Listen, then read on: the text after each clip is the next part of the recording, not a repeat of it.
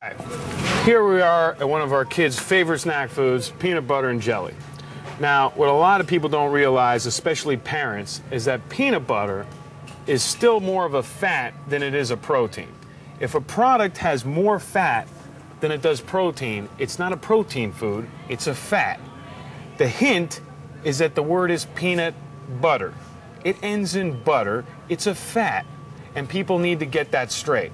Now, one of the mistakes that a lot of people are making, especially in terms of products like peanut butter with different varieties of peanut butter, is they simply are combining almost different diet strategies or different diet philosophies. For example, they're combining low-fat products with low-carb products, and they're eating them at the same time or throughout the day together. And what happens is low-carb products actually have a lot of extra added fat, while low-fat products actually have a lot of extra sugar.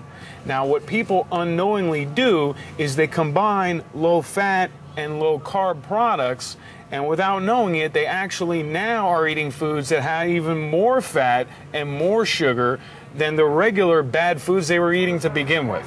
And they're making the effort to make improvements in their nutrition plan, and they're actually taking big step backwards because they're not paying attention to labels. And there's a lot of very cleverly disguised marketing campaigns from things even as simple as peanut butter.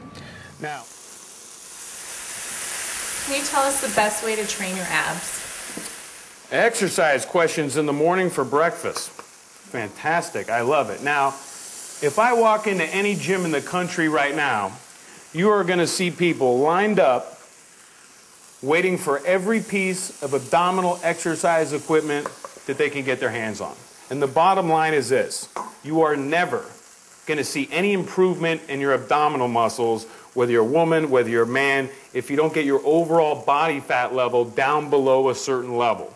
As a general rule of thumb, spending a lot of time and a lot of extra time doing sit-ups and crunches and legs and knee raises and all these other goofy exercises that people are doing, really, for the most part, the way I like to put it is, doing a lot of crunches is generally going to make you better and more proficient at doing a lot of crunches. Okay. You know, sometimes I have to ask people if they're entering a crunching contest next week, because if you're 25, 30% body fat, you know, you're clinically obese.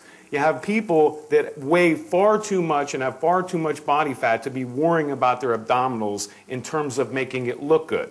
Now, training your abdominals once a week, you know, just like any other muscle group, even if you're not yet lean enough, is fine because it's good for you. It's good to have a strong midsection. It's good if you do any kind of athletics. It's good to prevent, you know, different physical problems like back problems. But the problem that most people have is that they focus so much time and attention on their abdominals that they really don't realize that the #1 factor into getting your midsection to look good is simply to get your body fat a lot lower than it is. And when you see people that are probably wasting, you know, 15, 20 minutes a couple of times a week training their abdominals, when that could be better spent, you know, doing some extra cardiovascular work, making sure their nutrition plan's proper. I mean, there's lots of other things they could worry about. And the good news is, if you do everything properly between your weight training and your cardiovascular exercise, and most importantly, your nutrition plan, and you get your body fat down, the abs are going to take care of themselves. That's the beauty of it. That make sense? All right.